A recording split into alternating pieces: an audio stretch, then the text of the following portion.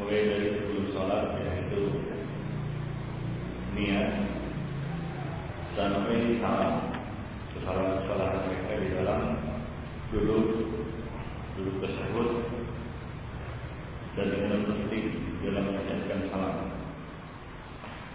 Yang pertama adalah ini kesalahan yang sering kita lihat dan masih dibincangkan dan dibicarakan sampai sekarang, yaitu al-jahru bin niyat wal qawl bi wujubiha bi wujubi muqaranatiha ma'a takbiratul ihram. Kesalahan orang yang sholat adalah mengeraskan niat dan pendapat yang mewajibkan penyertaan niat bersama takbiratul ihram. Artinya niat itu harus menurut sebagian orang ini harus berbarengan dengan takbiratul ihram. Sebagai konsekuensinya kita lihat sebagian orang dia mengulang takbiratul ihramnya berkali-kali. Padahal mereka mengamalkan pendapat ini, yaitu yang mewajibkan muqaranah. Muqaranah itu penyertaan antara niat dengan takbir. Sebagian mengatakan begitu selesai lillahi ta'ala Allahu Akbar, tidak boleh jeda, tidak boleh terputus, sama seperti akad nikah, tidak boleh putus antara ijab dan qabul. Nah, seperti itu pula mereka lakukan pada niat salat. Nah, begitu dia mengucapkan dengan lafalnya lillahi ta'ala, itu harus berbarengan dengan Allahu Akbar. Itu maksud mereka. Itu maksud dari pendapat ini, yang mewajibkan penyertaan niat bersama takbiratul ihram. Maka sebagian orang konsekuensinya dia merasa belum bersamaan antara niat dan takbiratul ihramnya, maka dia pun mengulang berkali-kali niatnya dan takbiratul ihramnya. Niatnya dan takbiratul ihramnya. Dan untuk ini sangat berat, ya sangat berat. Tapi lucunya begitu imam mau rukuk, dia bisa menyertakan takbiratul ihram dengan niatnya. Nah, ini merupakan kesalahan yang sering kita lihat. Dan sampai sekarang ini berpangkal pada kesalahan mereka di dalam memahami ucapan Imam Syafi'i atau ucapan beberapa ulama-ulama Syafi'iyah. Lalu mereka menisbatkan pendapat ini kepada mazhab Imam Syafi'i. Padahal Imam Syafi'i tidak memaksudkan seperti itu. Dan yang masyhur dalam mazhab beliau, pendapat beliau adalah tidak mengeraskan niat. Niat mahaluha al-qalbu. Niat itu tempatnya di dalam hati. Al-jahru bin niyah la yajib wa la yustahab. Diittifaqi ulama Muslim. Mengeraskan niat, bukan niatnya wajib. Cuma mengeraskan niat itu tidak wajib dan tidak juga mustahab.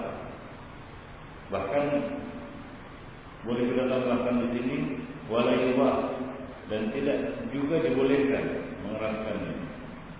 Karena itu perbuatan sia-sia dan banyak mudaratnya.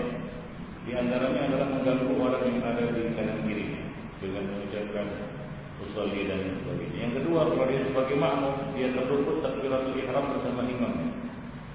Ya, terluput takbiratul ihram bersama imamnya. Nah, kalau di imam, maka kita lihat seorang imam dia sudah berdiri menghadap kiblat, tapi dia tidak kunjung takbir. Kenapa? Karena menunggu dia memasang niat. Nah, ini beberapa mudarat dari menjaharkan dan mengeraskan niat. Oleh karena itu kita katakan, penulis mengatakan di sini la yajib wa la yustahab. Bahkan kita tambahkan, kalau boleh ditambahkan di sini wala yubah, dan tidak juga dibolehkan. Walaupun yang pernah ditanyakan kepada Syekh Sulaiman Ar-Ruhaili Salimullah yang pernah datang dulu, bagaimana Syekh tentang masalah ini? Dia mengatakan meskipun yang rajih dan benar-benar rajih dan tidak syak lagi rajihnya adalah yang mengatakan tidak wajib bahkan tidak mustahab, namun kita harus mengakui bahwa ini adalah masalah masih tergolong masalah khilafiyah. Ya, masalah khilafiyah. Bal al-jahil bin niyyah mubtadi'un mukhalifun syariah. Bahkan beliau mengatakan di sini, orang yang mengeraskan niatnya adalah mubtadi', mukhalifun syariah. Dia telah menyalahi, dia melanggar syariat. Wa idza fa'ala dzalika mu'taqidan annahu min asy-syara' fa huwa jahilun dhalil. Jika dia melakukannya dengan keyakinan bahwa itu termasuk bagian dari syariat yang disyariatkan, maka dia orang jahil dan sesat. Ya, jahil dan sesat. Yustahab ta'dzir. Orang seperti ini perlu diberikan hukuman. Wa illa hukuman ala dzalika, bahkan hukuman yang lebih berat atas perbuatannya itu idza asara alaihi ba'da ta'rif wal bayan.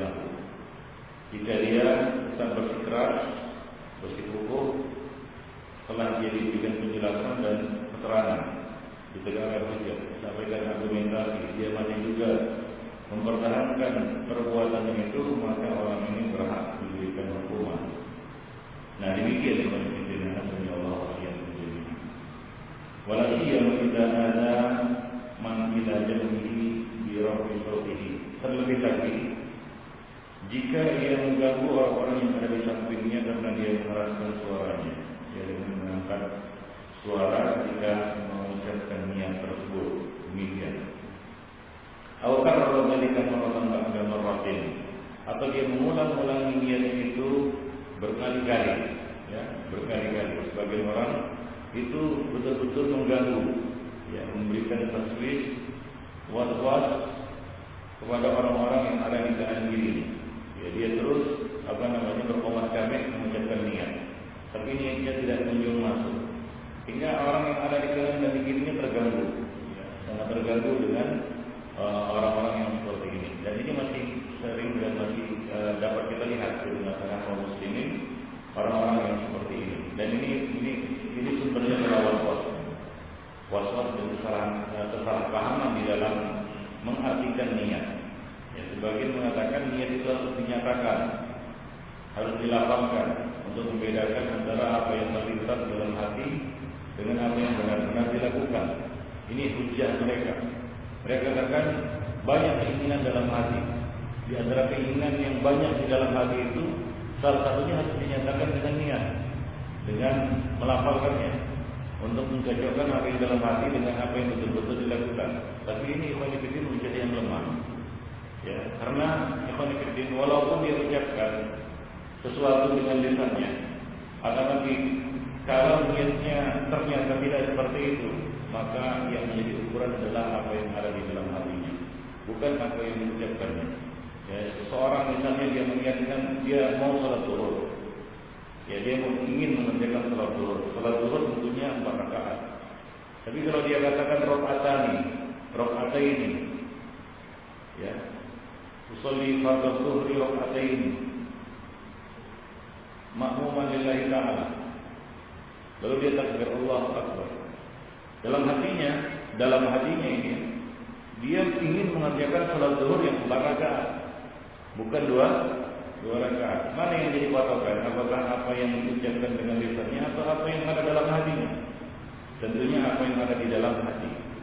Dan kalau kita analogikan dengan ibadah-ibadah yang lainnya, ya, juga membutuhkan niat. Karena niat itu adalah syarat ibadah niat. Semua ibadah, bukan hanya sholat saja.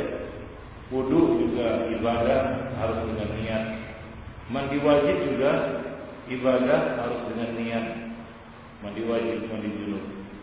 Nah, adakah orang yang mandi junub dia mengatakan, ya, sengaja aku mandi junub lillahi ta'ala, lalu dia baru mengguyurkan air tersebut? Tidak ada. Ya, tidak ada. Orang-orang yang melafalkan niat dan mewajibkan, ya, talaffuz bin niat, mengeraskan niat ketika salat, mereka juga tidak konsisten, ya, mengamalkan kita katakan kaidah ini, yaitu harus mengucapkan niat di setiap kali ibadah. Ya, pengkhususan salat daripada ibadah-ibadah yang lain ini adalah satu pengkhususan yang tidak berdasar. Ya, tidak berdasar. Kenapa salat saja yang harus dikeraskan niatnya, yang lainnya tidak wajib? Oleh karena itu ketika mereka mau melaksanakan konsekuensi dari kaidah mereka ini, maka mereka pun terpaksa melakukannya di dalam ibadah puasa. Maka mereka pun mengeraskan niat puasa, nawaitu shauma ghadin. Tapi mereka tidak puasa dan kehilangan akal untuk menciptakan lafal-lafal niat untuk ibadah-ibadah yang lainnya. Susah menciptakannya. Nah, oleh karena itu kita lihat mereka tidak konsisten melaksanakan kaidah ini. Wudu mereka juga tidak mengeraskan niat. Kenapa tidak dikeraskan niat? Bukankah boleh jadi dan sangat bisa seseorang itu membasuh mukanya, mencuci tangannya dan kakinya bukan untuk niat wudu ketika dia berhadapan dengan air. Ada banyak kemungkinan di sana. Kenapa dia tidak nyatakan antara keinginan untuk bersih-bersih saja dengan wudu? Seharusnya itu lebih pantas juga untuk dilafalkan niatnya. Tapi sampai sekarang mereka belum selesai untuk menciptakan lafal niat untuk wudu. Belum selesai mungkin, masih dikarang. Nah, demikian ini adalah dalil bahwasanya apa yang mereka ciptakan dari niat salat ini usolli, yang menjadi perdebatan. Bahkan di masalah usolli ini di Waro'an Nahar, daerah-daerah Waro'an Nahar, sempat menjadi satu kita katakan sebab pertumpahan darah antara pengikut-pengikut Hanafiyah dan pengikut-pengikut Syafi'iyah. Pengikut Hanafiyah dan pengikut Syafi'iyah. Sebagian Hanafiyah bahkan jangankan melafalkan niat, melafalkan takbir mereka tidak. Sebagian Hanafiyah mereka salat begitu langsung tanpa pengucapan Allahu Akbar. Nanti akan dijelaskan di sini bahwa yang dimaksud oleh Imam Syafi'i dari menyatakan mengeraskannya adalah seperti haji adalah takbiratul ihram. Seperti orang yang hendak pakai ihram dia menyatakan talbiyah dengan mengatakan apa? Labbaik Allahumma hajjatan atau umratan. Seperti itu. Dan itu padanannya dalam ibadah salat adalah takbiratul ihram. Jadi benar menurut pendapat yang wajib takbiratul ihram itu harus keras. Minimal orang yang salat itu mendengar suaranya sendiri. Yaitu dengan mengatakan Allahu Akbar. Tidak boleh untuk takbiratul ihram lalu diam saja begitu dalam hati. Itu tidak benar. Karena itu termasuk salah satu kesalahan orang-orang yang salat. Nah, demikian ini. Jadi masalahnya masalah besar. Sempat menjadi sebab terjadinya pertumpahan darah di kalangan pengikut-pengikut Hanafiyah dan Syafi'iyah. Wajar kalau sisa-sisanya masih ada sampai sekarang, hingga di sebagian daerah itu dijadikan sebagai acuan walak dan barok. Wah, dia jemaah usoliyah itu enggak? Dia usoliyah atau tidak kan gitu ya? Dia usoliyah atau tidak? Nah, kalau di Pakistan atau di India Pakistan, untuk membedakan antara orang-orang Syafi'iyah hadis dengan Hanafiyah, amin. Dia jemaah amin atau tidak? Kalau tidak amin berarti Hanafi. Kalau dia amin berarti Syafi'i. Nah, demikian.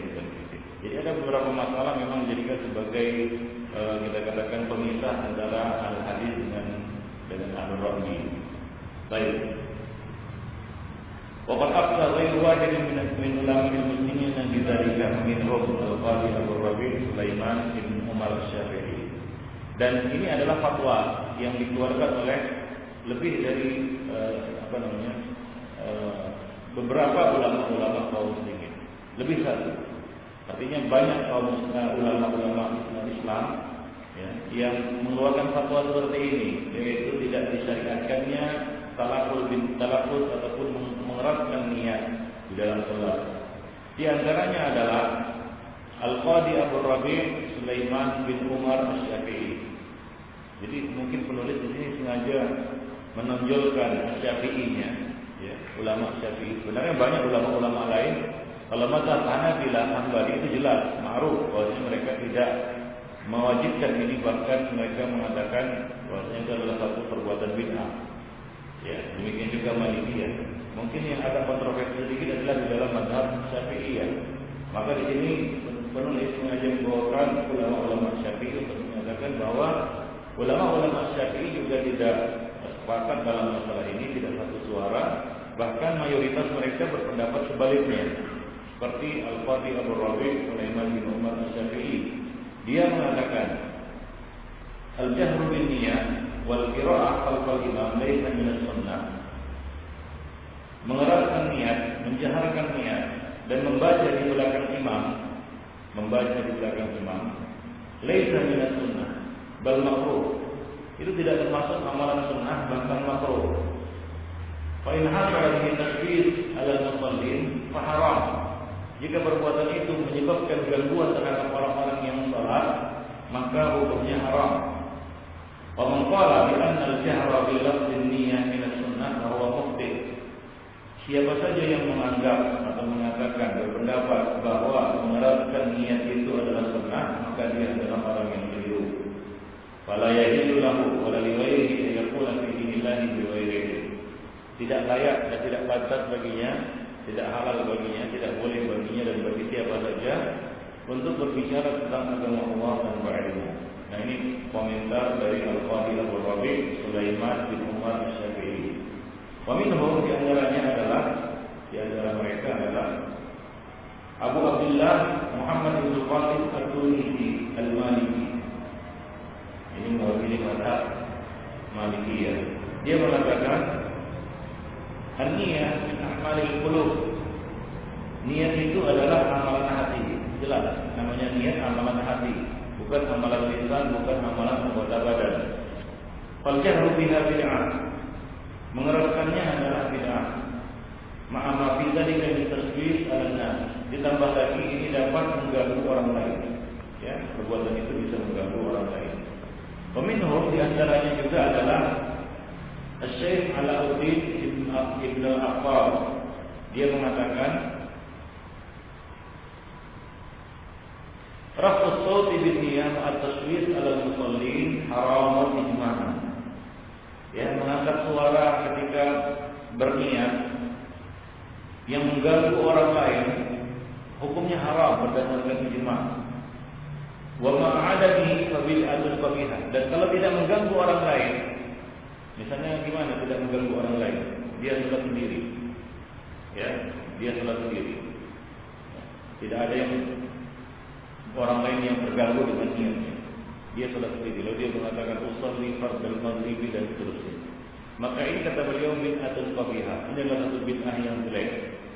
Fa in qasada bihi ar-riya kana haraman min wajhihi. Dan kalau maksud dia itu adalah riya, ya, dia mengucapkan, dia mengeraskannya supaya orang tahu, ya, dia sedang sholat ini dan sholat itu, ya, usolli sholat duha kan begitu ya. Nah, orang lain tahu bahwa dia sedang sholat duha dan seterusnya. Maka haram. Haramnya ini ditinjau dari dua sisi. Yang pertama, ya, dia mengganggu orang lain. Yang kedua, tujuannya adalah riya. Kabiratun minal kabair, termasuk salah satu dosa besar. Wal munkir ala man qala bidzalika min sunnah musib. Dan orang yang mengingkari terhadap orang-orang yang mengatakan bahwa itu termasuk sunnah, ini adalah orang yang benar. Ya. Orang yang mengingkari, siapa saja yang mengatakan ini termasuk sunnah, dia adalah di pihak yang benar. Wa musawwibuhu mukhti'un, dan yang membenarkannya adalah salah. Wa musawwibuhu mukhti'un, yang membenarkan itu adalah keliru. Dia yang keliru. Wa nisbatuhu ila dinillah i'tiqadan kufrun, dan menisbatkan amalan seperti ini kepada agama Allah dan meyakininya, ini adalah satu kekufuran. Karena Nabi tidak pernah mengajarkan kepada umatnya lafal niat ini. Kalau ditanyalah kepada orang-orang yang melafalkan niat, kita kumpulkan 10 orang dari 10 masjid, ya, kita jejerkan di sini, ya, lalu kita suruh mereka menulis lafal niatnya. Ya, kita suruh masing-masing kita kasih kertas, lalu kita suruh tulis lafal niatnya, lalu kita bacakan. Apakah ada jaminan 10 orang ini sama apa yang diucapkannya? Sholatnya sama, misalnya sholat maghrib. Macam-macam, ada yang menambah ini, ada yang menambah itu, kan begitu ya. Seperti yang dapat kita dengar, ada yang ya, secara terperinci, ya, mustaqbilal qiblati, ya, kemudian apa dan lain-lain sebagainya. Ada yang ya ringkas, ada yang panjang minta ampun. Jadi 10 orang ini ternyata lafal niat itu berbeda-beda. Lalu mana yang dari Rasulullah? Tanyakan kepada 10 orang ini, mana yang dari Rasulullah? Mereka bingung menjawabnya. Ya, karena apabila satu mengklaim, maka yang lain juga boleh mengklaim. Wah, saya ini dia yang dari Nabi. Pada semuanya tidak ada dari Rasulullah Sallallahu Alaihi Wasallam. Nah, demikian yang berikutnya. Allah wa iyyakum. Wa ghairu i'tiqadin maksiyatun. Jika dia tidak meyakini itu tapi mengamalkannya, mungkin sebagian orang ada yang mengamalkannya tapi tidak meyakininya. Ya sudahlah, sudah begitu masyarakat melakukannya, kalau nggak usolli nanti dikucilkan kan gitu ya. Tapi saya tidak yakin itu. Nah ini maksiat. Kalau dia yakini, ini bisa menjurus suatu kekufuran. Wa yajibu ala kulli mu'min, ya, tumakkinu min jazrihi, dan wajib atas setiap mukmin untuk mencela dan menegur orang-orang yang melakukannya. Wa man'ahu wa rad'ahu, mencegah dan memberikan teguran yang keras, peringatan yang keras kepadanya. Wa lam yunqal hadzal naqal an Rasulillah. Tidak ada satu penukilan pun yang dinukilkan kepada kita dari Rasulullah sallallahu alaihi wasallam tentang hal ini. Ya, lafal usolli itu tidak ada sama sekali riwayatnya. Wala an ahadin min ashabihi, dan tidak ada juga dari salah seorang sahabat beliau. Ya. Nabi tidak pernah mengajarkannya kalau itu sangat penting, karena niat itu penting. Tidak ada amal kecuali dengan niat. Innamal a'malu bin niat. Seharusnya Nabi telah menjelaskannya. Ya. Dan kalaulah Nabi mengamalkannya, tentunya sahabat tak mengetahuinya, karena mereka mengamati salat Rasulullah Sallallahu Alaihi Wasallam. Sebagaimana beberapa orang sahabat seperti ya Abu Humaid As-Sa'idi dan lain sebagainya yang mengamati secara detail salat Nabi mulai dari sebelum takbiratul ihram sampai salam. Ya, ada beberapa riwayat itu. Ya, ada beberapa riwayat Waqil bin Hujur dan lain sebagainya, Abu Humaid As-Sa'idi dan beberapa sahabat-sahabat lainnya yang pernah mengamati salat Nabi dari sebelum takbir sampai sesudah salam. Maka Syekh Al-Albani berani membuat buku apa judulnya? Sifat salat Nabi. Ya, minat takbir ila taslim. Ya, seolah-olah engkau melihatnya. Nah, demikian. Ini beberapa riwayat. Sebenarnya itu ada beberapa riwayat yang paling lengkap, mengumpulkan secara detail mulai dari takbir sampai taslim. Ya, karakteristik sifat salat Rasulullah Sallallahu Alaihi Wasallam, sehingga tidak ada satupun gerakan, ucapan yang terlewat ya dari pengamatan sahabat ini. Beberapa riwayat, dan itu dijadikan sebagai riwayat acuan, artinya riwayat pokok untuk menjelaskan sifat salat Nabi Sallallahu Alaihi Wasallam. Maka beliau berani menyatakan bahwa bersedekap sudah ruku itu bid'ah. Menggerakkan tangan waktu duduk di antara dua sujud itu bid'ah. Walaupun itu merupakan pendapat sebagian ulama yang lain. Kalau antum memahami apa yang dijelaskan oleh Syekh Al-Albani, dan juga ini sebenarnya juga pendapat para imam. Ya, seperti Imam Ahmad, beliau tidak berani menyatakan bahwasanya itu benar. Walaupun kita tahu bahwasanya masyhur di kalangan mazhab Hanabilah, mereka sebahagian dari mereka membolehkan, yaitu sedekap pada waktu ini tidak. Ya. Dan Syekh Al-Albani membantahnya dengan bantahan yang sebenarnya ya muwajjah, artinya sangat terarah dari seluruh riwayat-riwayat yang ada yang menjelaskan dan menceritakan detail perbuatan Nabi di dalam salat, mulai dari takbir sampai salam, tidak disebutkan. Tidak ada disebutkan di sini. Nah, penggunaan dalil-dalil umum untuk meruntuhkan dalil khusus ini itu tidak mungkin. Ya, itu tidak mungkin. Jadi, nah demikianlah. Oleh karena itu, niat juga demikian. Kalaulah ada, ya, Nabi mengucapkan sesuatu sebelum salat, pastilah telah ternukilkan oleh sahabat-sahabat kepada kita. Nah, ternyata tidak ada satu pun riwayat dari Nabi ya bahwasanya beliau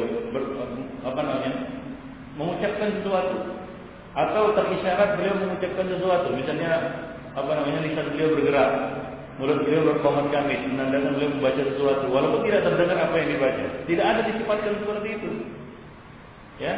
Kalaulah ada, misalnya andai kata riwayat yang mengatakan bahwa sebelum Nabi takbir beliau berdiri, kemudian mulut beliau berkomat kamit, itu mungkin. Itu kemungkinan yang paling yang paling jauh lah. Kalaupun ada itu, nah itu pun tidak ada. Itu pun tidak ada riwayat yang mengatakan seperti itu. Bahwasanya Nabi sebelum takbir beliau berdiri dan mulut beliau berkomat kamit, menandakan beliau mengucapkan sesuatu. Walaupun kita nggak tahu apa yang diucapkan di antara usolin yang lainnya, tapi itu pun tak ada. Itu pun tak ada untuk memuatkan apa yang mereka lakukan ini. Dan demikian juga dari salah seorang sahabat tidak ada juga. Wala an ahadin mimma yuqtada bihi min ulama Islam, dan tidak ada juga dari satu orang pun ulama Islam yang menjadi panutan yang mengajarkan hal seperti itu. Wa kadzalika at-talaffuz bin niyyah sirran la yajib inda a'immatil arba'ah wa sa'ir a'immatil muslimin. Demikian pula kalau dia tidak keraskan. Nah, ini aku jemaah usolli berat kali meninggalkan usolli. Dia taruhlah bid'ah, saya enggak mengeraskannya. Mengeraskannya bid'ah katanya. Tapi saya baca aja dalam hati. Dalam hati. Usollinya dalam hati. Bolehkah itu dilakukan? Ya, jawabnya tidak boleh. Ya. Walaupun dia ucapkan itu dalam hatinya, sir, ya. Wa kadzalika talaffuz bin niyyati sirran, demikian pula melafalkan niat itu sir. La yajib, ini tidak wajib menurut imam-imam yang 4 dan seluruh imam-imam kaum muslimin. Falam yaqul ahadun bi wujubi dzalika, tidak ada satu orang pun yang mewajibkan hal seperti itu. La fi taharah wala fi shalah wala shaum.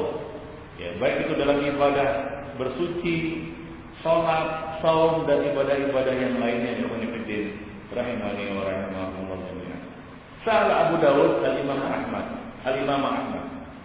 Abu Dawud ini Imam Abu Dawud, penulis kitab As-Sunan. Beliau adalah murid dari Imam Ahmad. Para imam itu murid bagi sebagian lain. Sebagian itu adalah guru dan sebagian lagi akran itu adalah rekan. Ya, seperti misalnya antara Imam Tirmizi dan Al-Imam Al-Bukhari. At-Tirmizi adalah muridnya Al-Imam Al-Bukhari. Al-Bukhari muridnya Imam Ahmad. Maka di dalam Sahih Al-Bukhari kadang-kadang beliau menyebutkan di situ siapa Abu Abdullah. Ya, ternyata yang dimaksud adalah Imam Ahmad. Nah, demikian. Sa'ala Abu Dawud dan Imam Ahmad. Abu Dawud bertanya kepada Imam Ahmad, yaqulul musalli qabla takbiri syai'an. Adakah orang yang salat mengucapkan sesuatu sebelum takbir? Adakah seorang yang hendak salat mengucapkan sesuatu sebelum takbir? Maka jawab Imam Ahmad, la, tidak ada. Jadi tidak ada dia mengucapkan sesuatu pun, baik niat ataupun membaca surat tertentu. Sebagian orang, khususnya imam dia baca apa? A'udzubillahi minasyaitonir rajim, bismillahirrahmanirrahim, a'udzubillahi minasy malikin nas, begitu ya. Kadang-kadang ditambah lagi apa? Qul a'udzu birabbil falaq dan qul a'udzu birabbin nas. Baru dia setelah itu baru takbir. Nah, ini tidak ada bacaan apapun, ya, tidak ada bacaan apapun ya sebelum dia mengucapkan takbir yang berkaitan dengan ibadah salat. Ya, kecuali seorang imam dia menyuruh untuk meratakan shaf. Ya, dia menghadap kepada makmum lalu dia menyuruh para makmum untuk meratakan shaf dengan mengatakan sawu tarahu tadilu dan seterusnya. Nah, ini ma'thur. Ada riwayatnya dari Rasulullah SAW. Bahkan kesalahan para imam adalah dia tidak menyuruh para makmumnya untuk meluruskan shaf. Seperti sebagian imam kita lihat imam ratib di sebagian masjid, ya begitu selesai iqamat dia langsung menghadap kiblat lalu membaca macam-macam. Qul a'udzu birabbin nas, qul a'udzu birabbil falaq dan ayat-ayat lainnya ya. Nah, demikian baru dia takbir. Nah, ini adalah keliru. Tidak ada bacaan apapun. Al-Imam Suyuti mengatakan, wa minal bid'ah aidan. Tadi kita tahu Suyuti ini Syafi'i ya. Dan termasuk bid'ah juga adalah kata beliau al-waswasah fi niyatis shalah. Waswas dalam niat salat. Walam yakun dzalika min fi'lin Nabi sallallahu alaihi wasallam wala ashabihi. Hal seperti ini bukan termasuk perbuatan Nabi dan para sahabat beliau. Ya, waswas dalam niat adalah merasa niat belum masuk, belum hadir. Ya, niat belum hadir. Ya, oleh karena itu mereka terbata-bata di dalam takbir. Jangan begitu. Nah, karena belum masuk niatnya, kata mereka ini waswas. Sama seperti wudu, sebagian orang terkena waswas di dalam wudu. Nah, sudah selesai membasuh muka, dibasuhnya lagi dan dibasuhnya lagi sampai entah berapa kali. Ya, padahal tidak boleh lebih dari berapa? 3 kali. Nah, dia pernah merasa ini waswas, merasa kayaknya belum sempurna. Ya, mungkin ada pori-pori yang belum kena air. Ini waswas. Dalam benaknya tergambar sesuatu yang merusak ibadahnya. Ya, tidak boleh membasuh lebih dari 3 kali. Ya, 2 kali boleh, sekali boleh. Tapi lebih dari 3 kali tidak boleh. Kecuali membasuh kaki. Kalau membasuh kaki boleh, silakan mau berapa kali, itu begitu ya.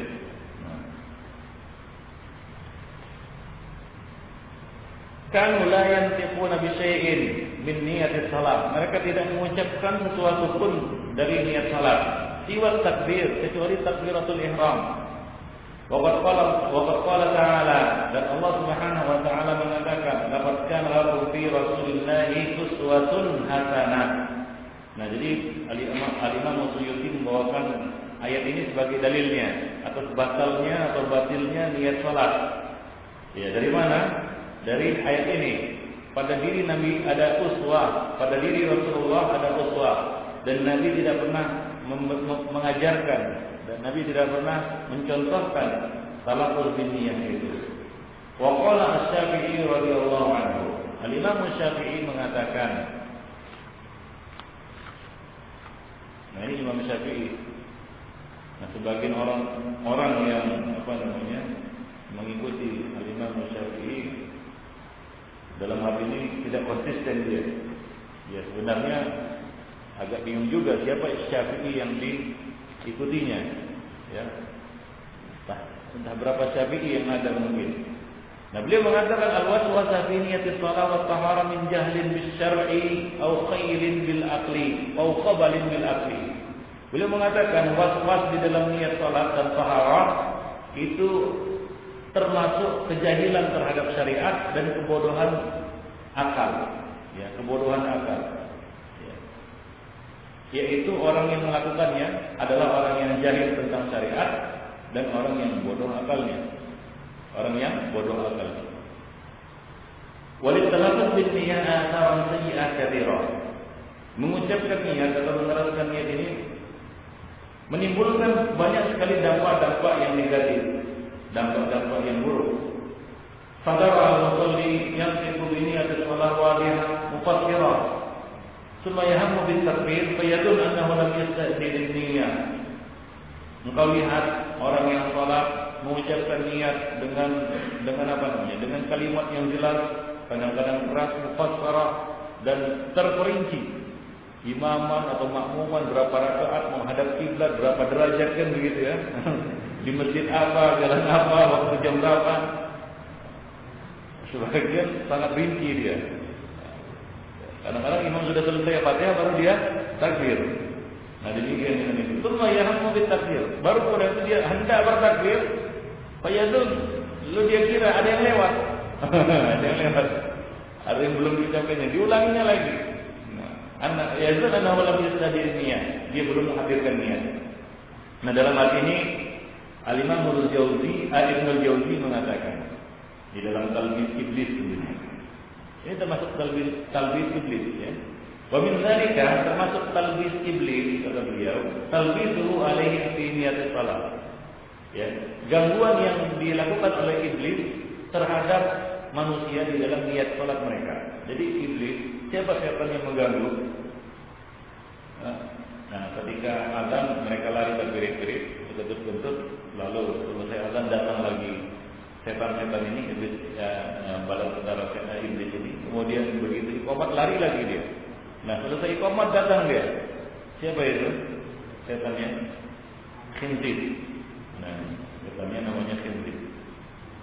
Mereka memberikan waswas, talbis, gangguan terhadap orang-orang yang salat dalam niat salat. Faminhum may yaqul, sebagian dari mereka mengatakan usolli salata kadza. Tsumma yu'id. Setelah itu dia ulangi lagi. usolli salatul maghrib, usolli salatul maghrib, usolli. Kan begitu ya. Kadang-kadang dia ucapkan berkali-kali. Hadza dhannan minhu annahu qad naqadha an-niyyah. Itu karena anggapannya bahwasanya niatnya belum pas atau belum sah. Wa niyyah la tanqud. Sementara niat itu tidak bisa terbatalkan. Bagaimana membatalkan apa yang menjadi keinginan hati sementara dia sudah berdiri di situ? Kecuali dia tidak jadi berdiri di situ kemudian pergi. Ya, artinya dia batalkan niatnya, tapi dia tetap di situ. Lalu bagaimana dikatakan dia membatalkan niatnya? Membatalkan niatnya mau salat. Sementara dia tetap berdiri di situ di dalam shaf. Ya, dia tidak keluar. Dia tidak berencana untuk melakukan perbuatan-perbuatan yang lainnya. Ya, dia tetap berdiri di situ tapi dia terus mengulang-ulang usolli. Ya lucu, dia memang mau sholat, mau apa lagi dari situ, kan begitu. Nah, oleh karena itu tadi Imam Syafi'i mengatakan bahwa orang yang melakukannya ini ada khabal fi bil aqli, ada kebodohan pada akalnya. Wa in lam yarda al-talaffuz. Walaupun dia tidak rida dengan apa yang dilafalkannya itu. Artinya dia dipaksa untuk mengucapkan usolli itu. Tetap yang berlaku adalah apa yang ada dalam hati. Wa minhum mayukabbir, thumma yanqud, thumma yukabbir, thumma yanqud. Di antara mereka kata Ibnu Jauzi ada yang takbir kemudian dia batalkan takbirnya. Sementara Allah Subhanahu wa taala melarang wala tubtilu a'malakum. Janganlah kalian batalkan amal kalian. Ya tidak boleh orang yang salat, antum salat di tengah-tengah salat antum batalkan salat antum begitu saja berpaling dari Allah Subhanahu wa taala tanpa sebab. Itu tidak boleh. Ya. Dalilnya firman Allah wala tubtilu a'malakum. Jangan kalian batalkan amal kalian. Dan itu termasuk abad. Termasuk perbuatan yang tidak beradab kepada Allah Subhanahu wa taala. Ya. Karena maksudnya orang itu bermunajat kepada Allah, menghadap kepada Allah adalah dengan takbiratul ihram. Nah, ketika dia sudah takbiratul ihram maka lanjutkan. Ya enggak boleh di sela-sela salat tanpa alasan ya, tanpa ada sebab. Dia batalkan salatnya, dia berpaling. Nah, ini tidak boleh konfidin. Azani Allah wa iyyakum. Nah, orang ini sudah berkali-kali sudah takbir batalkan.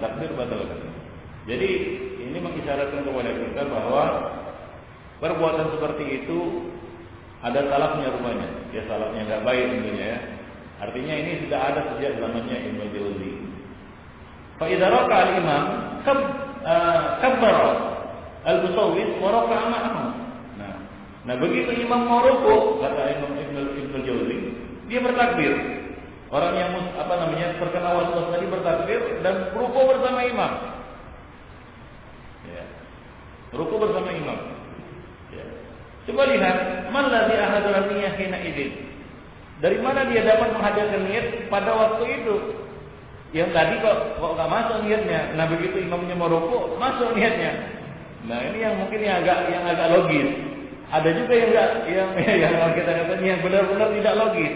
Imamnya sudah rukuk, bahkan mungkin ya kita katakan sudah sujud, dia belum juga menghadirkan niatnya. Nah, demikian. Ya, ini lebih gila lagi tentunya. Wa ma dzaka illa li anna iblis arada ay yufawwidahu al-fadilah. Tidak lain dan tidak bukan iblis ingin agar orang ini terluput dari keutamaan. Keutamaan apa? Takbiratul ihram bersama imam. Banyak. Ya, dia terluput apa? Dia terluput takbiratul ihram bersama imam. Yang kedua, dia terluput doa istiftah. Doa istiftah. Yang ketiga, dia terluput menyimak bacaan Al-Qur'an. Dan bagi yang mewajibkan membaca Al-Qur'an, membaca Al-Fatihah di belakang imam, dia terluput membaca Al-Fatihah. Ya, kemudian dia terluput amin bersama imam. Yang mana barang siapa yang aminnya bertepatan dengan aminnya malaikat, diampuni dosa-dosanya yang telah lalu. Dia terluput semua itu gara-gara apa? Gara-gara niatnya enggak datang-datang. Nah, demikian kan rugi dia. Jadi banyak kerugiannya. Nah, itulah dia. Iblis ingin dia terluput dari fadilah-fadilah ini sebagai iblis. Rahimani wa rahimakumullah. Nah, sebagian lagi bukan karena niat. Ya, sebagian lagi karena malas berdiri bersama imam. Ya, baru ikut masuk bersama imam ketika imam mau rukuk. Nah, ini mungkin anak-anak, tapi kalau orang dewasa melakukannya itu sangat sungguh keterlaluan gitu. Keterlaluan. Nah, demikian. Nah itu biasanya terjadi pada mungkin kalau sholat wajib tidak masuk akal lah, ya orang dewasa. Tapi dalam sholat sunat kadang-kadang terjadi juga kan begitu ya. Ah ini panjang ini bacaannya. Sholat malam biasanya. Sholat malam di sini ada juga tuh yang nakal, sebagian nakal. Dalam tanda kutip nakal. Kenapa? Nunggu. Wah ini nanti imamnya panjang ini. Ini cukup ini baca ini. Satu juz ini. Nah, maka ditunggunya sudah mau habis baru dia ikut takbir. Nah ini yang menjadi Allah. Baik. Wa fil musawwisin may yahlifillah la kafartu ghayra hadhihi al-marrah. Dan sebagian orang-orang yang terkena waswas tadi ada yang bersumpah demi Allah bahwasanya aku tidak akan bertakbir kecuali takbir ini. Wa fihi may yahlifillah bil khuruj min malihi aw at-talaq. Di antara mereka yang bersumpah ya akan akan membuang hartanya atau menolak istrinya kalau dia mengulangi lagi takbir. Saking sulitnya dia takbir, dia bersumpah. Ini sebagian orang bahkan sampai kepada batas seperti itu. Itu apa? Saking sulitnya dia takbir karena enggak cocok antara niat dan takbirnya, sampai-sampai dia bersumpah, kalau aku bertakbir lagi sudah ini istriku cerai. Gitu. Artinya enggak mungkin lagi dia. Kalau dia takbir lagi cerai nanti kan begitu. Sampai seperti itu beratnya mereka untuk mensinkronkan antara lafal niat dengan apa? Dengan takbir. Baik. Wa hadhihi kulluha talbisat iblis, dan tentu saja ini merupakan talbis iblis. Wa syari'ah samha sahla salimah min hadil abad. Syariat yang sifatnya itu mudah, ya, bersahaja, bersahabat dan selamat. Itu salimah min hadil abad. Ya, tentunya terhindar dari ya, bencana-bencana seperti ini. Pemajar oleh Rasulullah sallallahu alaihi wasallam wala ashabi syai'un. Tidak ada terjadi hal seperti ini pada Rasulullah dan para sahabat-sahabat beliau. Baik. Nah, kemudian penulis ingin menjelaskan sebab was-was seperti ini terjadi. Sebab hadzal waswas. Sebab was-was ini adalah anna niyyah takunu hadiratan fi qalbi hadzal musawwis. Niat sebenarnya sudah hadir ya, di hati orang yang terkena waswas ini. Wa yaqin annaha laysat fi qalbihi. Namun dia meyakini, berkeyakinan itu belum masuk ke dalam hatinya. Fa yuridu tahsilu hadil bilisanihi, maka dia ingin mengucapkannya dengan lisannya. Dan itu adalah satu yang muhal, mustahil. Sebagaimana kita sebutkan tadi, alasan sebagian orang dia mengatakan ini, sebagian orang dia mengatakan begini, ya kenapa kita harus mengucapkan niat? Karena apa yang ada dalam hati itu banyak keinginan, ada keinginan ini, ada keinginan itu. Nah dari semua keinginan itu harus dinyatakan satu keinginan, kita mau apa? Dengan apa? Dengan melafalkannya. Ya kita katakan ikhwani fillah azani Allah wa iyyakum jami'an. Kalau seseorang itu ya, dia berdiri di dalam shaf, hendak salat, dia hadap kiblat, sudah pakai sarung, pakai lobe lagi kan begitu ya. Tadi dia sudah wudu, ya. Kemudian dia sudah merapatkan barisan dan lain sebagainya. Ya, mungkinkah dikatakan dia ingin main sepak bola? Sehingga dia perlu menyatakan dan memisahkan antara perbuatan-perbuatannya yang lain dengan perbuatan yang akan dilakukannya itu? Tentunya tidak. Tidak perlu lagi dia yang memisahkan dan membedakan antara perbuatannya itu dengan perbuatan-perbuatan dan keinginan-keinginan lain yang ada di dalam hatinya. Ikhwani fillah azani Allah wa iyyakum jami'an. Ini adalah jawabannya. Wa qad ghalata Abu Abdullah Az-Zubairi min asy-Syafi'iyyah 'ala al-Imam Asy-Syafi'i. Nah di sini kalau kita usut-usut penyebabnya adalah kesalahan Abu Abdullah Az-Zubairi dari kalangan ulama-ulama Syafi'iyah, seorang ulama Syafi'iyah memahami perkataan al-Imam Syafi'i. Idh kharraja wajhan min kalam al-Imam zaiman annahu yujibu talaffuz bil niyyah fi shalah. Nah ini salafnya, ini ulamanya ini. Siapa? Abu Abdullah Az-Zubairi. Namun perlu antum ketahui bahwa Abu Abdullah Az-Zubairi ini keliru memahami perkataan imamnya. Itu murid. Ya. Murid seorang imam salah memahami perkataan gurunya. Nah ini wajar.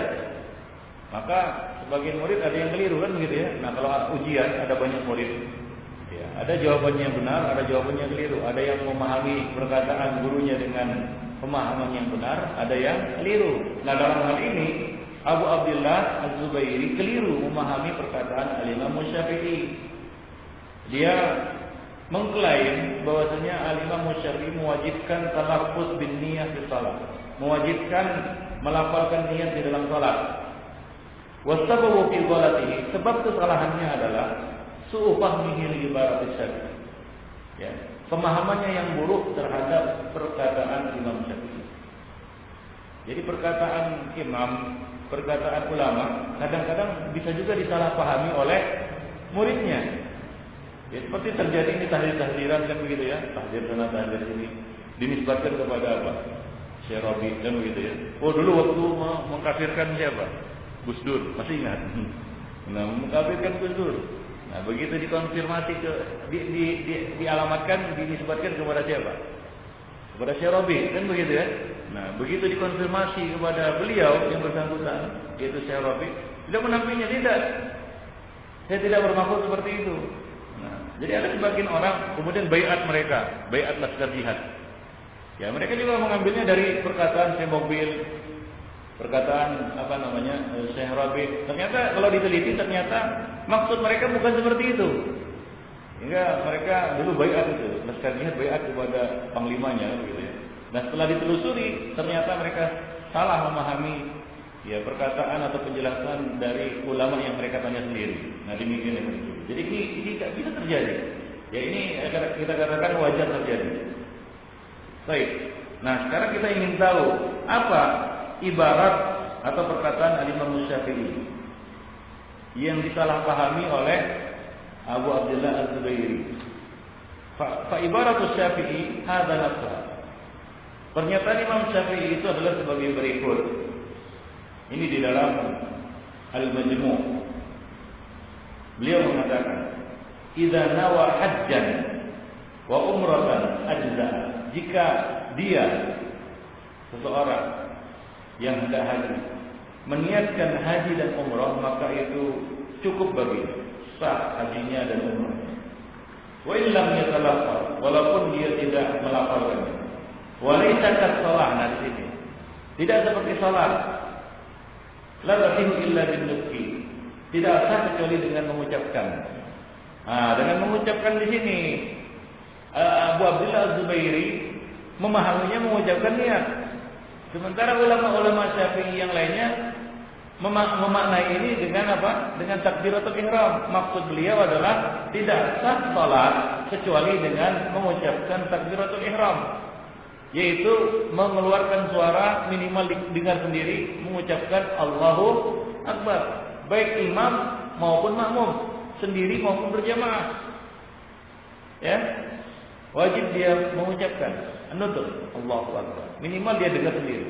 Nah, ini adalah pendapat yang masyhur ya dari pendapat Imam Syafi'i. Imam Syafi'i mewajibkan itu. Kalau dia tidak mengucapkannya, dia belum masuk dalam salat. Misalnya antum hendak salat, antum mengangkat tangan gini saja, tidak berkomat kamit, ya, tidak menggerakkan bibir dan tidak mengucapkan, tidak terdengar apapun, tidak terdengar suara apapun, ya, desahan apapun tidak terdengar, antum angkat tangan dulu begitu saja. Ada sebagian orang yang salatnya seperti itu. Nah, menurut Imam Syafi'i dia belum masuk salat.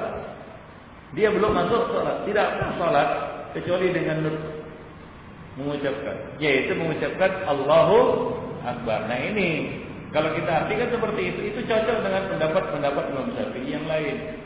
Memang pendapat beliau seperti itu, dan itu pendapat yang rajih. Jadi bukan nutq di sini adalah mengucapkan usolli. Nah, di sini kelirunya Abu Abdullah Az-Zubairi. Namun kekeliruan inilah yang diikuti oleh ulama-ulama yang datang sesudahnya dan sampai sekarang. Nah, demikian itu. Qala An-Nawawi.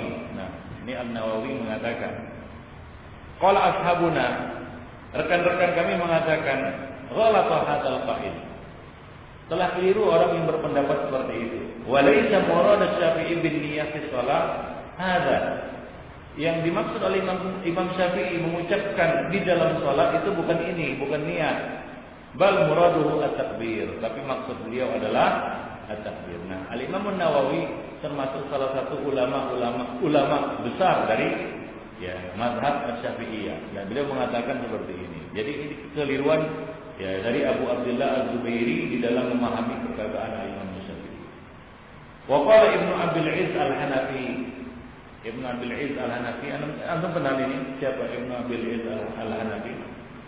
Yaitu yang mensyarah kitab Aqidah Thahawiyah. Syarah Thahawiyah yang masyhur adalah yang ditulis oleh Ibnu Abil Izz Al-Hanafi. Dia mengatakan, "Lam yakul ahadun min a'immatil arba'ah, la Syafi'i wa la ghairuhu, bi istirati talaffuz bin niyyah." Tidak ada satu orang pun di antara imam yang empat berpendapat seperti itu. Tidak Syafi'i dan tidak juga yang lainnya yang mensyaratkan talaffuz bin niyyah, melafalkan niat di dalam salat. Wa innaman niyyah mahalluhal qalb bi ittifaqihim. Namun niat itu tempatnya dalam hati berdasarkan kesepakatan para ulama. Illa anna ba'dal mutaakhirin aujabat talaffuz biha. Hanya saja sebahagian mutaakhirin jelas.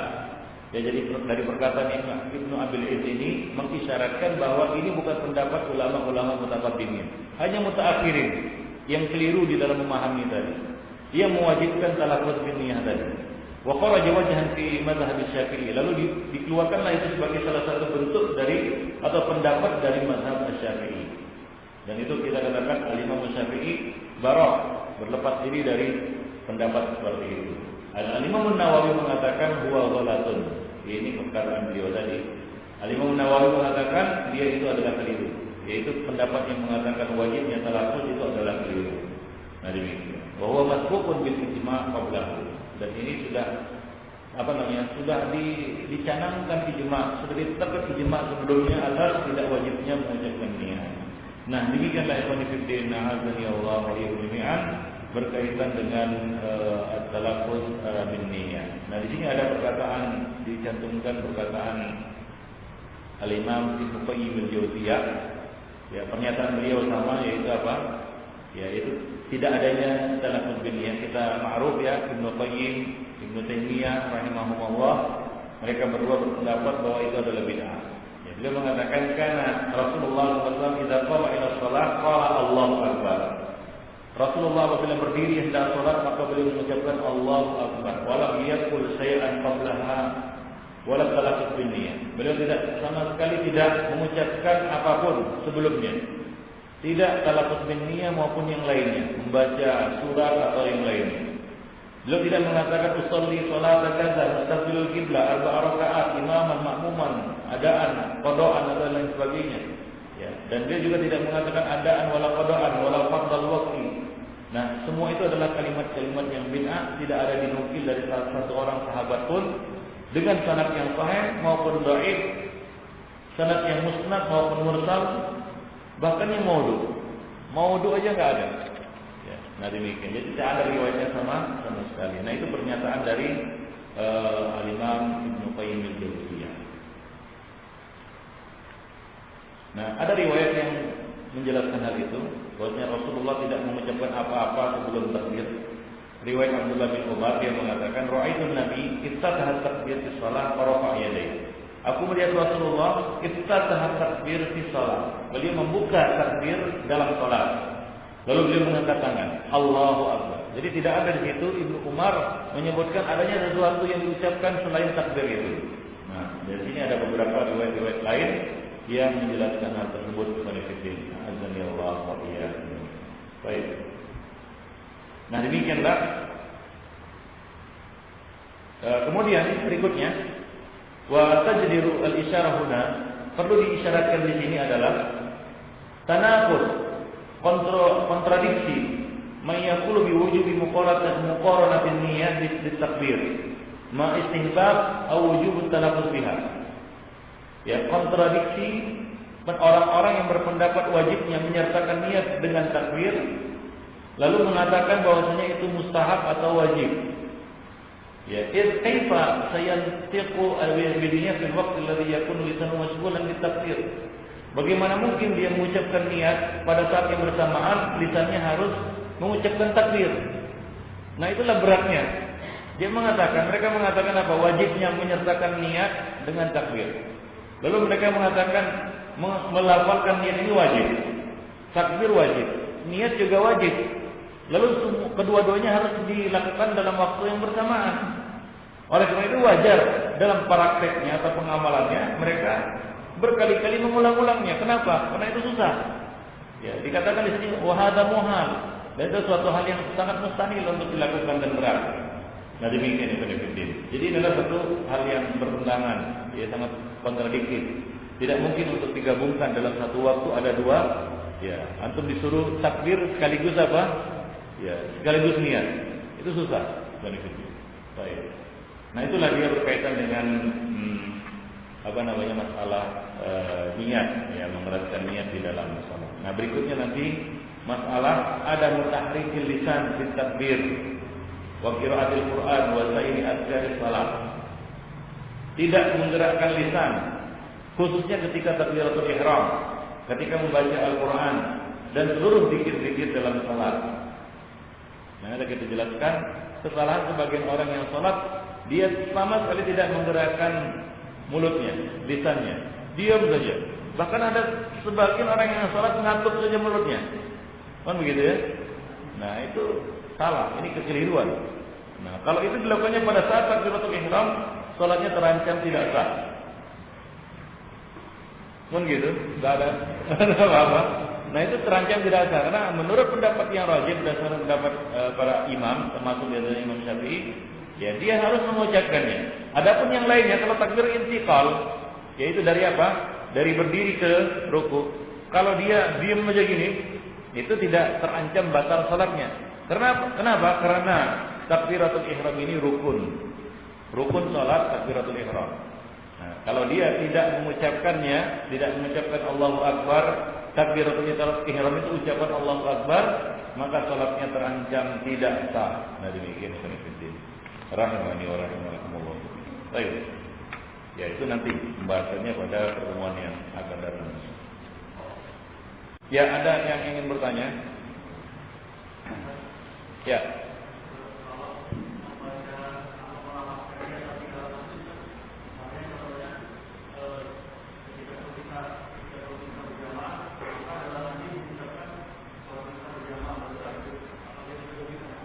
Ya nggak perlu. Niat itu nggak perlu diucapkan jahar maupun sir. Tidak perlu diucapkan secara jahar, yaitu keras maupun sir. Sir itu artinya apa dalam?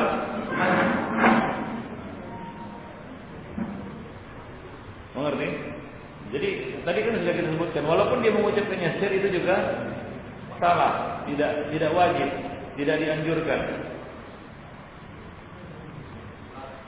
Ya. Nah. Ya.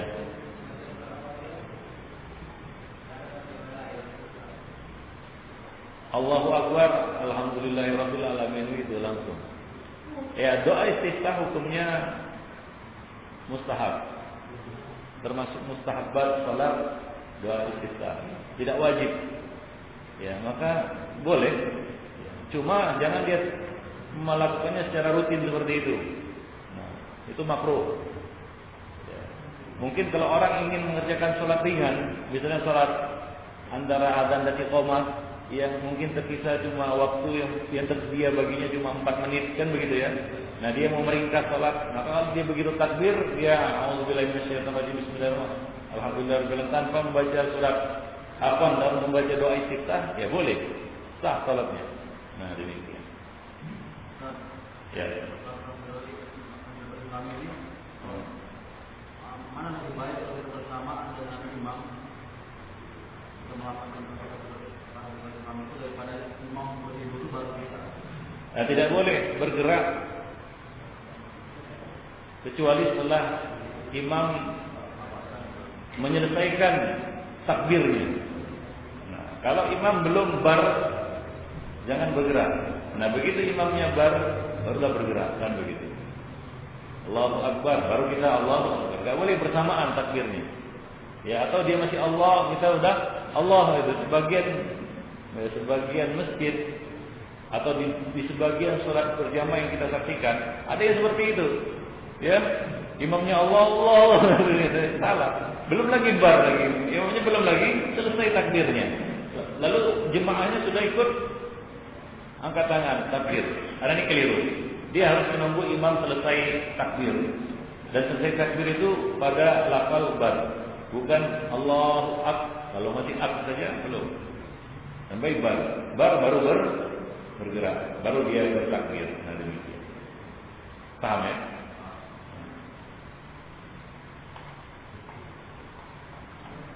Nah ini ada yang bertanya. Pertanyaannya bagus. Ustaz, bolehkah kita menggabungkan lebih dari satu niat dalam satu salat? Contoh niat salat tahiyatul masjid dan salat setelah berwudu digabungkan dalam satu kali salat. Jawabnya boleh. Dan ini mungkin sangat susah bagi orang yang harus melafalkan niat, kan gitu. Sekali salat ini. Ya boleh. Dengan catatan ini berlaku di dalam salat sunat. Salat sunat antum boleh, ya dalam salat sunat antum boleh menggandakan niat. Artinya apa? Melakukan itu untuk lebih dari satu niat. Niat untuk salat ini dan salat itu. Misalnya antum masuk masjid, ya masuk masjid. Mereka sedang salat sunat rawatib. Dan antum tahu kalau antum salat tahiyatul masjid dulu, kemudian salat tahiyatul salat rawatib, maka antum tidak akan dapat, ya, terluput salah satu dari keduanya. Ya, karena mereka tidak akan menunggu antum misalnya, kan begitu ya. Nah, dalam kondisi seperti itu, dalam kondisi ya seperti itu, maka antum boleh masuk, lalu antum meniatkan salat sunat 2 rakaat itu tahiyatul masjid sekaligus salat sunat rawatib qobliyah. Misalnya salat sunat fajar kan gitu ya, masuk. Tak mungkin ini. Salat sunat tahiyatul masjid kemudian salat sunat fajar. Maka antum gabungkan niat salat sunat fajar dengan niat salat tahiyatul masjid. Nah, boleh. Antum gabungkan kedua-duanya. Nah, demikian. Seperti itu halnya di dalam ibadah-ibadah yang lainnya. Misalnya puasa. Ini hari Kamis. Kebetulan pertengahan bulan. Berarti situ ada 2 yang bisa kita pasang niatnya. Yaitu apa? Senin Kamis kita niatkan puasa, ya puasa Bid, Ayamul Bid kan gitu ya. Atau hari ini 10 Muharram. Kebetulan pula hari Senin. Dua-duanya puasa sunat. Maka kita boleh menggabungkan, ya, puasa Senin Kamis yang rutin kita lakukan dan puasa 10 Muharram, Asyura. Nah itu boleh. Demikian pula salat-salat sunnah, amalan-amalan sunnah. Tidak demikian halnya dengan amalan wajib. Tidak boleh antum gabungkan salat asar dengan salat zuhur, walaupun sama-sama rakaat kan begitu ya. Nah, kalau seperti itu boleh, maka nggak ada lagi jamaah salat. Nggak perlu lagi jamaah salat. Kenapa? Gabungkan aja dua-duanya dalam satu apa kan? Nah, dan tetap harus dikerjakan zuhur sendiri, asar dan sendiri terpisah. Nah demikian itu sholat wajib. Jadi amal-amal wajib tidak bisa digabungkan niatnya. Demikian juga puasa tidak bisa menggabungkan antara ya satu kita katakan puasa wajib dengan puasa wajib yang lainnya. Maka nggak boleh antum di bulan Ramadan meniatkan apa? Ini untuk qada juga. Qada tahun lalu nggak bisa. Kenapa? Itu wajib, ini juga wajib, nggak bisa digabungkan. Maka dari itu mandi juga demikian. Hari Jumat, lalu antum junub, ya kan? Karena malamnya menunaikan tugas. Jumat wajib juga pulang mandi Jumat kan begitu ya. Lalu bolehkah digabungkan kedua mandi itu dalam satu kali mandi? Ini mandi Jumat sekaligus mandi junub. Nah, menurut pendapat yang rajih tidak boleh. Kalau kita menyatakan bahwa mandi Jumat itu wajib, bagi yang berpendapat mandi Jumat itu wajib, maka dia tidak boleh menggabungkan antara mandi wajib dengan mandi Jumat. Dia harus mandi 2 kali. Mandi junub dulu, perangkat hadatnya, hadas besarnya. Kemudian baru setelah itu dia mandi Jumat untuk berangkat ke Jumat. Itu bagi yang berpendapat mandi Jumat itu wajib. Tapi kalau mandi Jumat itu sunat saja, maka silakan digabungkan dengan apa? Dengan mandi junubnya. Nah, demikian. Paham? Wallahu a'lam bishawab. Nah, itu pertanyaannya. Ya. Nah. Salat sunat fajar.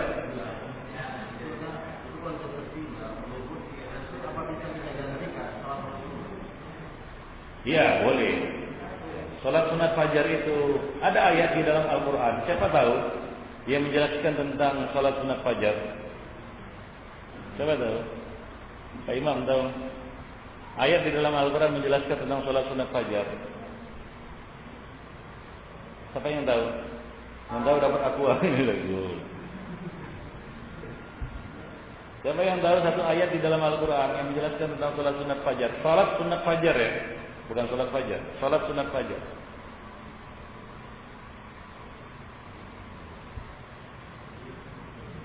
Siapa pernah baca? Ya? Siapa yang pernah baca? Ada satu ayat di dalam Al-Quran. Hah? Pak Imam tahu itu? Iya, tadi pagi baru dibaca. Wa minal laili fasabbihu wa idbaran nujum.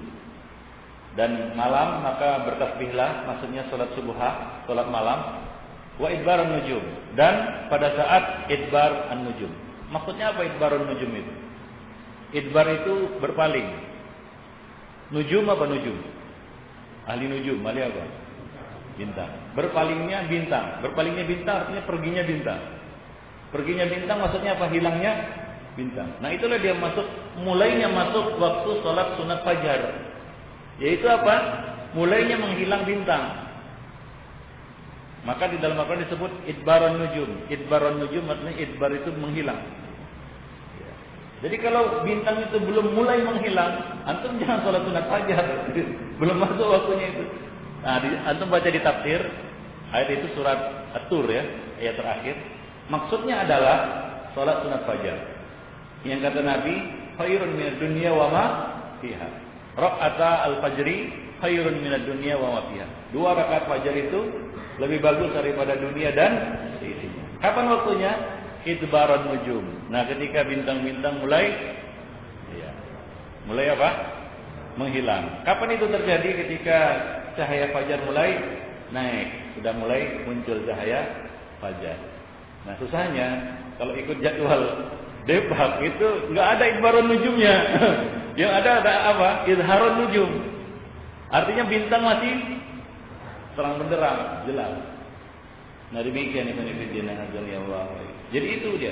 Nah, kalau kita terluput, maka boleh dikerjakan sesudahnya. Sudah sholat, ya. Ya, mungkin ya karena kita datang imam sudah mengerjakan sholat atau sudah iqamat, nggak mungkin ditunaikan ya. Kalau sudah iqamat maka tidak boleh dikerjakan kecuali sholat yang akan ditegakkan. Nah, kerjakanlah sesudahnya, yaitu sudah sholat. Ya.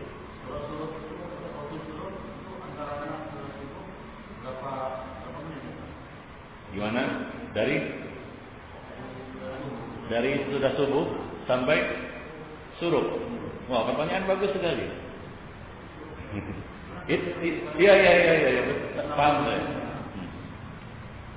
Nabi, kalau kita lihat amal Nabi ya, ada di buku ditulis di Rasatul Mustafak ada, dan Ibnu Hajar juga menjelaskan di dalam Fathul Bari bahwa Nabi itu menyuruh Bilal atau Ibnu Ummi Maktum untuk azan kedua pada saat terbitnya fajar. Kemudian 4 menit kemudian beliau mengerjakan salat. Jadi antara azan beliau, azan salat subuh dengan iqamat salat Nabi itu cuma 1 derajat, kata Imam Ibnu Hajar, cuma 1 derajat. 1 derajat itu 4 menit. Jadi tidak lama-lama. Oleh karena itu ada hadis sebagian sahabat yang mengeluh kepada Nabi, ya Nabi, aku tak sempat mengerjakan salat sunat fajar sebelum subuh, sebelum salat fajar. Maka kata Nabi, kerjakan sesudahnya. Nah demikian. Ya, kalau kita ikuti jadwal itu, ya jadwal terakhir ini ya yang dipakai di sini, maka itu sangat tipis tentang kemungkinan terluput salat sunat fajar. Tanyakan kepada orang-orang yang salat di sini. Itu sangat tipis kemungkinan kita terluput salat sunat fajar. Ya betul Pak Cipto. Sangat tipis ya. Tapi kalau bagi jadwal yang itu sangat besar kemungkinan antum terluput salat sunat fajar karena memang belum pada waktunya. Nah demikian. Nah kemudian ya kita kembali kepada itu tadi. Antara akhir adzan adzannya Ibnu Ummi Maktum itu adzan kedua dengan iqamat salat itu cuma 4 menit. Taruhlah 5 menit. Jadi cukup pas-pas untuk mengerjakan 2 rakaat. Lalu beliau salat. Jadi saya juga agak bertanya-tanya, dari mana orang-orang itu mengakhirkan iqamat sampai puluhan menit? Mana dasarnya? Dari perbuatan Nabi ya, karena yang kita contohkan Nabi kan begitu ya. Nah kita mau mendekati lah kan begitu ya, mendekati amal Nabi. Sebagian orang yang pakai jadwal itu karena dia tahu masih gelap, dia berusaha untuk mencocokkannya dengan apa? Dengan memanjangkan waktu antara akhir azan dengan iqamat sampai 20 menitan. Nah ini sebenarnya juga kalau kita lihat dari amal para salaf saleh atau amalnya para nabi, amalnya nabi itu tidak ada. Tidak sejauh itu antara apa? Antara apa? Azan dan iqamat. Enggak sejauh itu begitu. Nah ini pun dijelaskan oleh Ibnu Hajar Al-Asqalani di dalam Fathul Bari. Jadi cuma 4 atau 5 menitan saja. Nah itu yang waktu yang diberikan antara azan dan iqamah. Nah kemudian Nabi salat. Nabi itu salat kalau salat subuh beliau membaca antara 60 sampai 100 ayat. Ya. Antara 60 sampai 100 ayat. Ya. Ukurannya kalau hari Jumat ya, biasanya beliau membaca surat Alif Lam Mim Sajadah dengan apa? Dengan Al-Insan.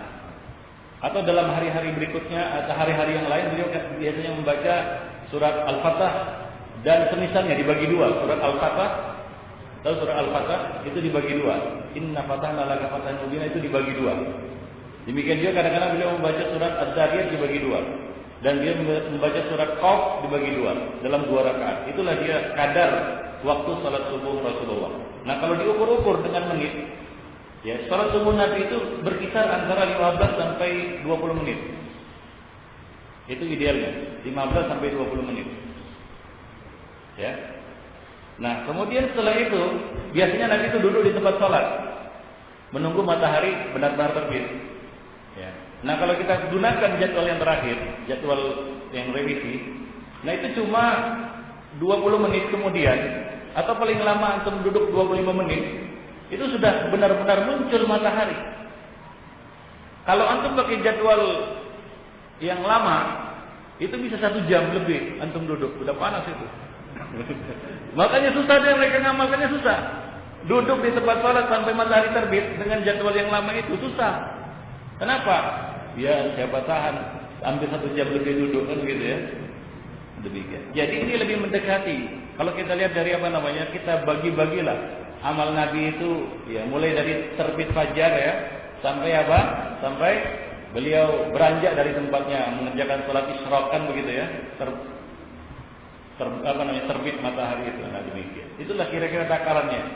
Nah kalau kita mau ukur waktu itu dengan menit. Nah demikian. Wallahu a'lam.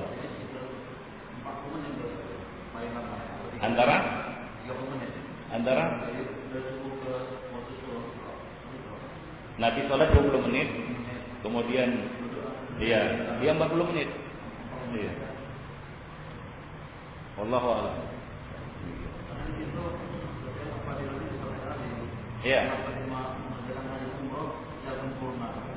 Iya. Sholat itu sholat Isra. Baik, ya.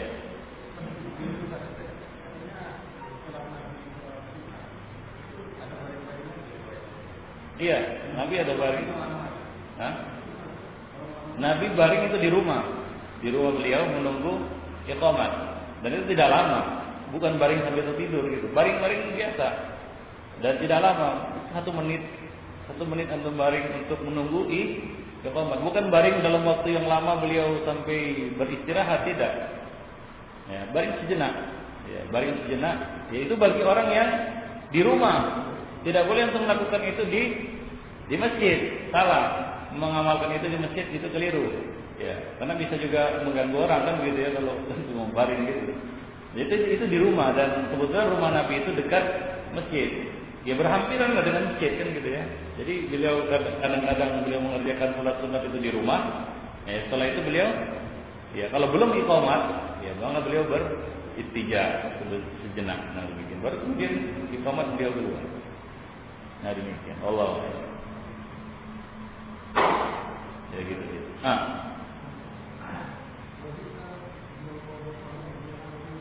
Gimana Pak Imam? Mengkodok salat pingsan. Nah, kemudian orang pingsan. Kemudian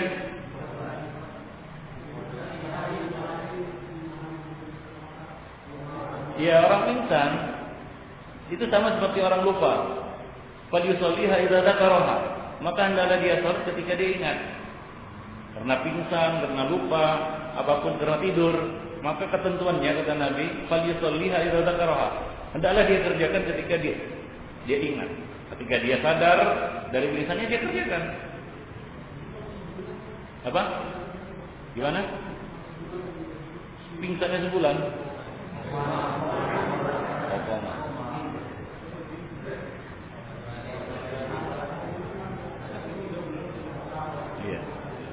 Ya ada. 1 tahun juga ada. Nah, itu. Iya. Wallah belum tanya kalau sampai ya Allah.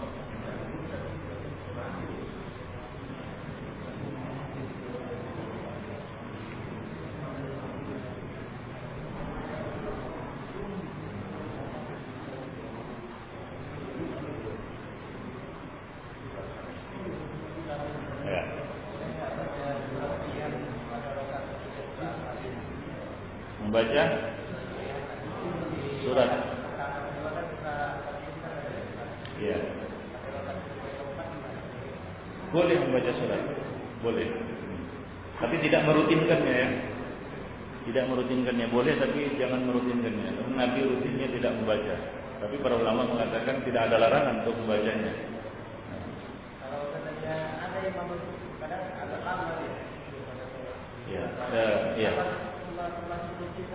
Sunnah salat ya, sunnah salat rakaat pertama kalau dia 2 rakaat, maka rakaat iya. Salat zuhur atau salat yang lain. Sunnah salat itu ya. Di sini juga nanti dijelaskan. Kalau dia 2 rakaat, maka rakaat pertama harus lebih panjang daripada rakaat kedua. Ya, bacaan ayatnya. Ya. Kecuali salat-salat yang memang khusus, misalnya salat Id, salat Jumat yang disunahkan membaca Sabbi isma rabbikal a'la untuk rakaat pertama dan rakaat kedua al-ataka hadisul ghasiyah. Maka sunnah salat itu kalau dia 2 rakaat, rakaat pertama harus lebih panjang daripada rakaat kedua. Nah, kalau dia 4 rakaat, maka 2 rakaat pertama harus lebih panjang daripada 2 rakaat kedua. Nah, itu dia sunnahnya. Jika gara-gara itu pernah Sa'ad bin Abi Waqqas dilaporkan kepada Umar. Ya, karena masalah itu. Ya. Jadi ya. Yang ketiga? Terus? Terlalu lama tanpa membaca Al-Fatihah itu kemudian ada waktu lagi. Iya, baca lah, enggak ada masalah.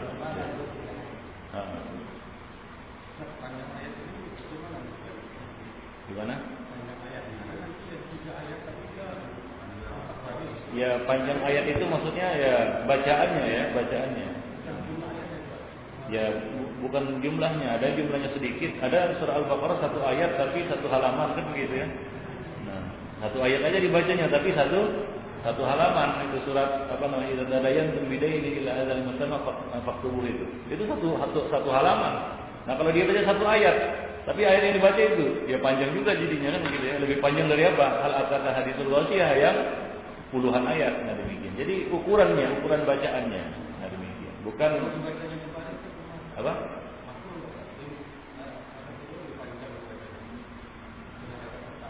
Ya itu menyalahi sunnah.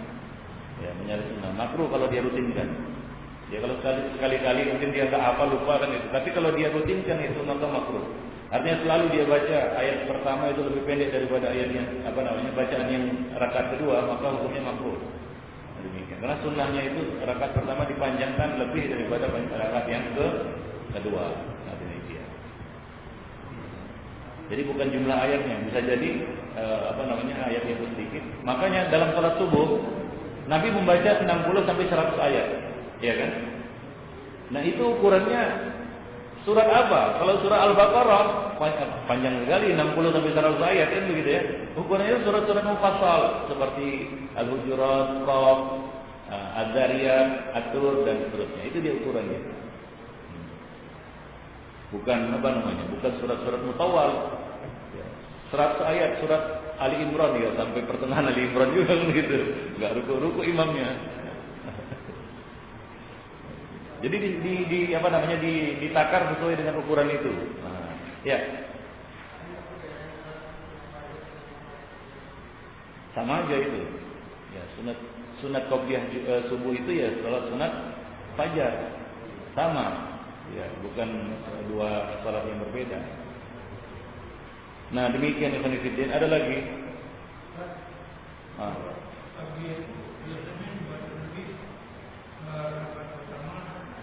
Kul.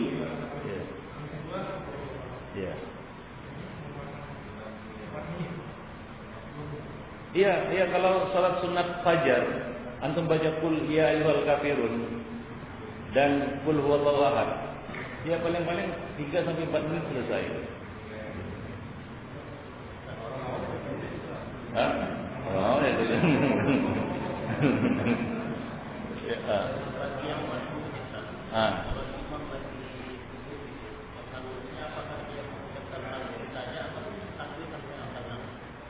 Ya, itu bagus. Nah, banyak yang bingung juga. Ada beberapa kesalahan dalam bab ini. Sebenarnya nanti disebutkan di sini ya. Lompat lagi kan gitu. Ya. Nah, tapi ini sekilas. Ya, ada beberapa kesalahan. Kesalahan yang pertama, mereka takbir dan sedekap, lalu ikut. Ini salah. Yang kedua, mereka tidak takbir, langsung ikut. Ini juga salah. Bagaimana yang benar? Dia takbir, Allahu Akbar, lalu ikut. Bagaimana kondisi imam? Kalau dia sujud, sujud. Jadi sebagian orang yang Allahu Akbar itu bukan tempat sedekap lagi, karena sedekap ini nanti dijelaskan di sini itu untuk bacaan, untuk membaca. Maka adanya sedekap. Kalau nggak baca nggak ada itu. Nah demikian. Baru dia ikut sujud atau ikut ruku. Nah ini keliru. Jadi dia ikut bagaimana kondisi imam setelah dia takbiratul ihram. Takbiratul ihram mutlak dia harus angkat tangan. Nah sebagian orang kelirunya ada yang masuk sholat tanpa takbir, tanpa angkat tangan lalu dia ikut. Nah ini juga keliru. Ya, jadi dia takbir, dia angkat tangan, kemudian setelah itu dia ikuti bagaimana gerakan imam, nah, bagaimana posisi imam. Kalau imam sedang duduk, dia duduk. Nah demikian. Allah. Nah demikian saja. Itu nanti sebenarnya ada di sini, tapi ya didahulukan. Baik, demikian Ibnu Fiddin pertemuan kita pada malam ini. Insyaallah pada pertemuan yang akan datang kita akan jelaskan masalah-masalah lainnya. Subhanallah wa bihamdihi, asyhadu an la ilaha illa anta, astaghfiruka wa atubu ilaik.